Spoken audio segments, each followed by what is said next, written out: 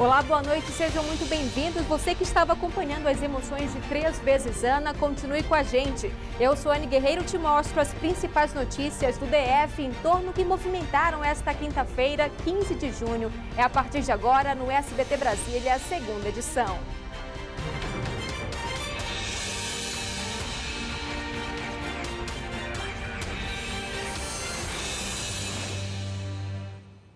A Petrobras anunciou a redução de 13% por litro no preço médio de venda da gasolina para as distribuidoras, que agora vai ficar em R$ 2,66 por litro. Com essa queda, a Petrobras estima que o preço final da gasolina nos postos deve ficar, em média, R$ 5,33 por litro. Isso, claro, dependendo de cada região, impostos e até estoque dos postos, né? Essa foi a segunda redução do preço da gasolina em um mês. E essa redução ao consumidor final só deve ser sentida nos próximos dias.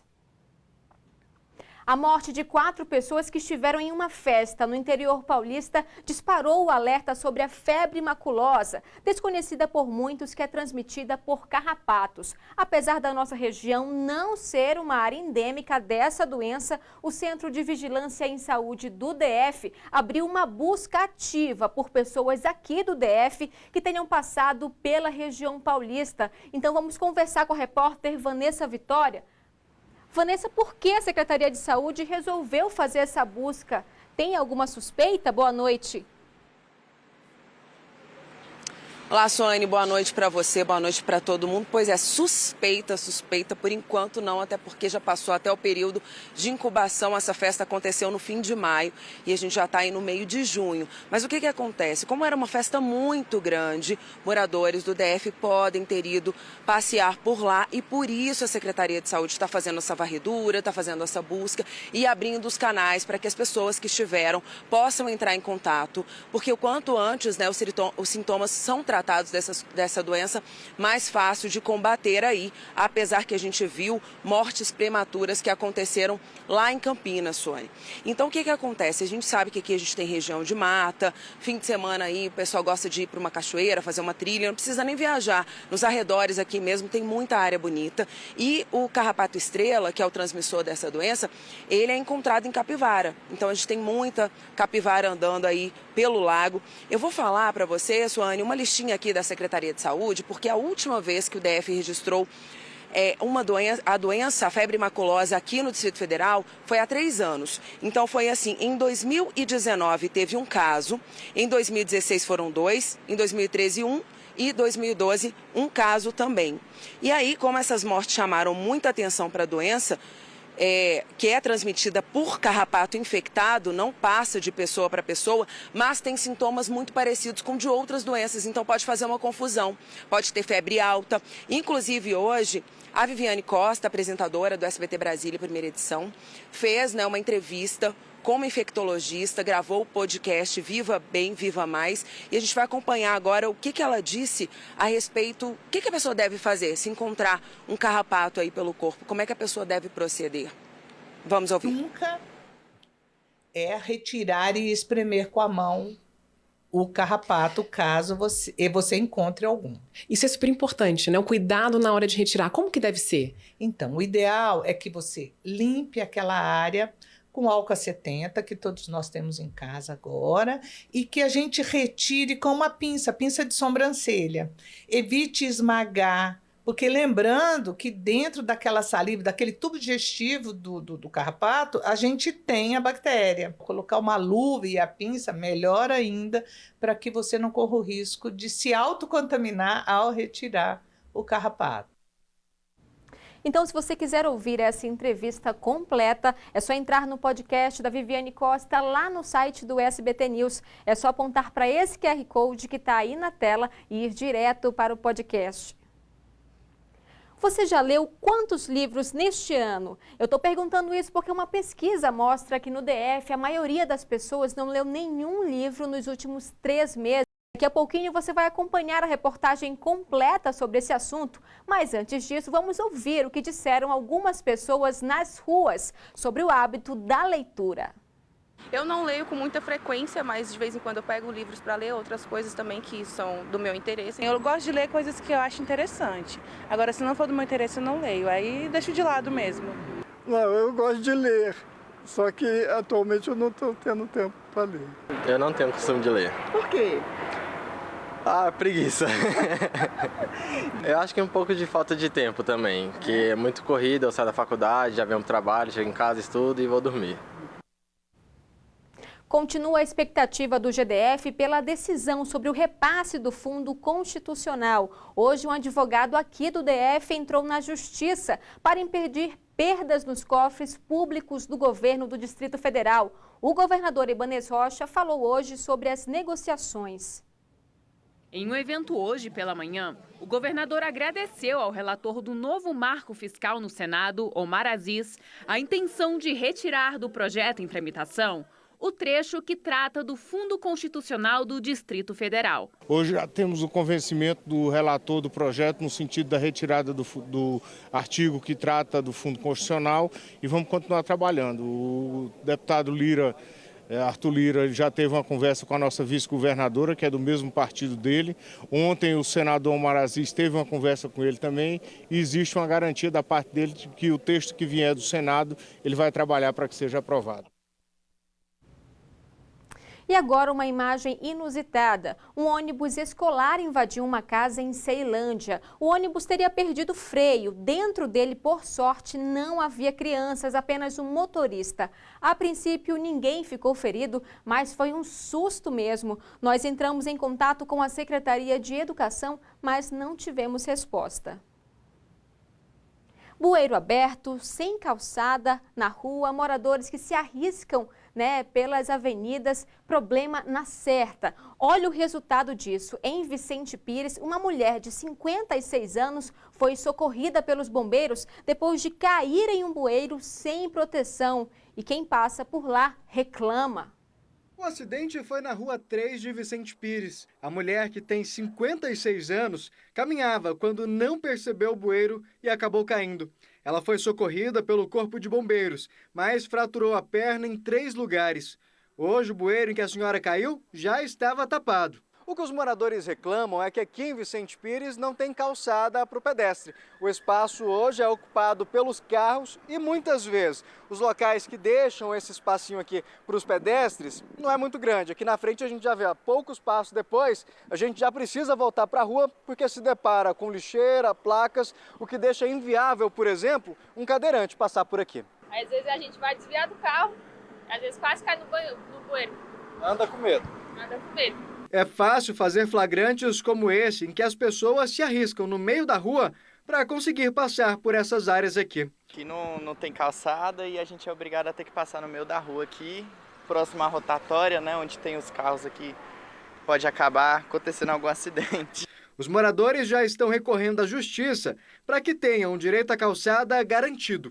Nós buscamos aqui ajuda do Poder Judicial, porque não existe nada do governo para beneficiar. Pena que precisou acontecer um acidente desse para o buraco, para o bueiro ser tapado. A nossa produção entrou em contato com a administração de Vicente Pires, mas não tivemos resposta sobre a falta de calçadas. Todo bebê que nasce tem direito à caderneta de vacinação. É uma forma dos pais organizarem a imunização dos filhos. O problema é que esse documento tão importante, que ajuda a acompanhar o desenvolvimento infantil, está em falta no DF. Aí muita gente decidiu improvisar as anotações. Veja na reportagem.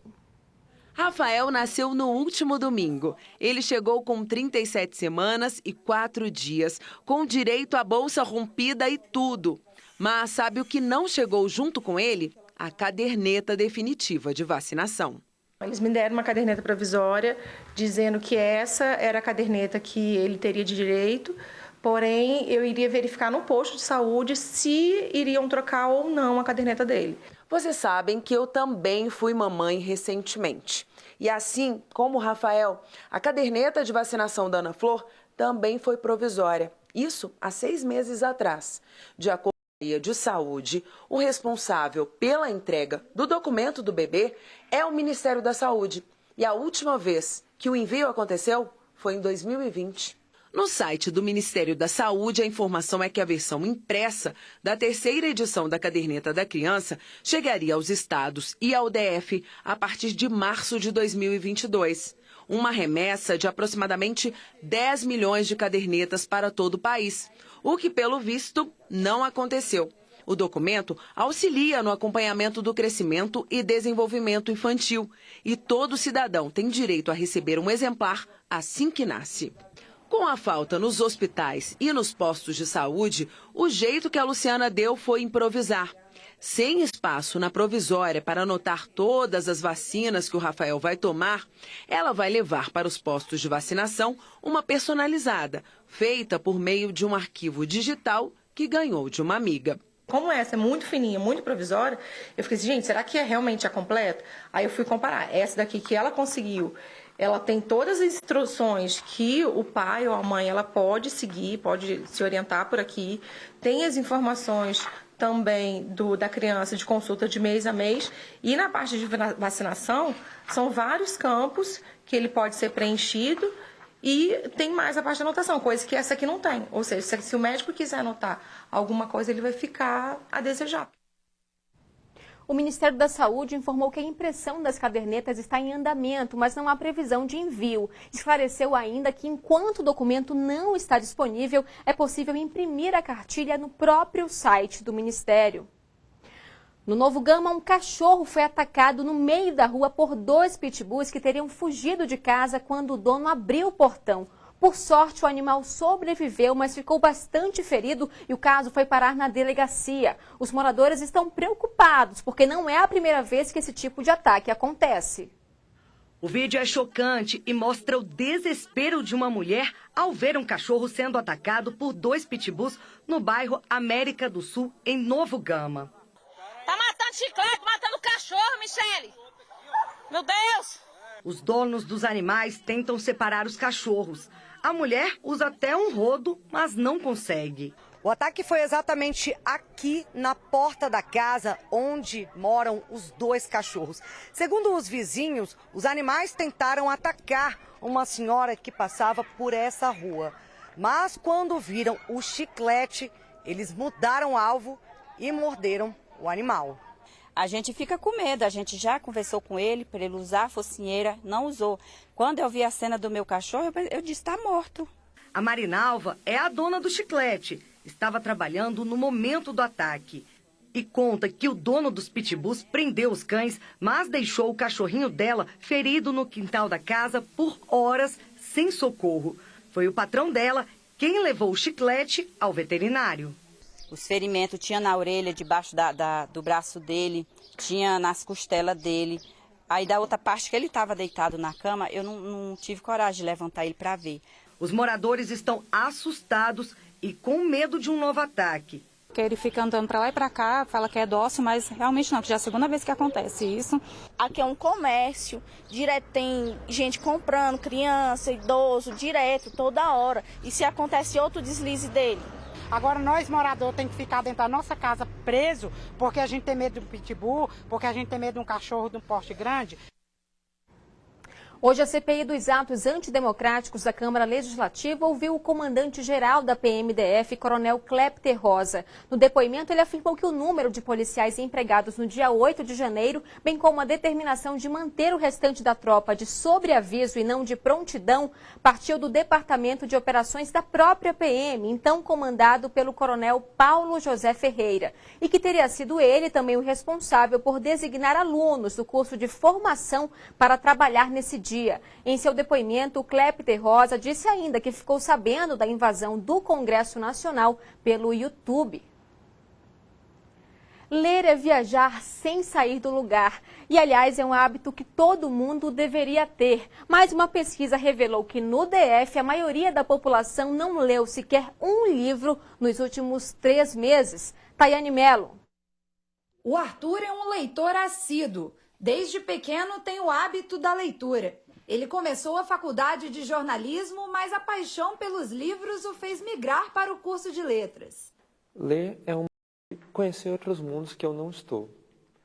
Por exemplo, eu nunca fui para não tem como eu ir para o século XIX Mas eu, por meio da leitura, eu consigo conhecer a sociedade naquela época. Eu conheço outras histórias de mentes de pessoas que eu não teria acesso sem a leitura. Mas essa paixão do Arthur pela leitura não tem sido vista com muita frequência aqui no Distrito Federal.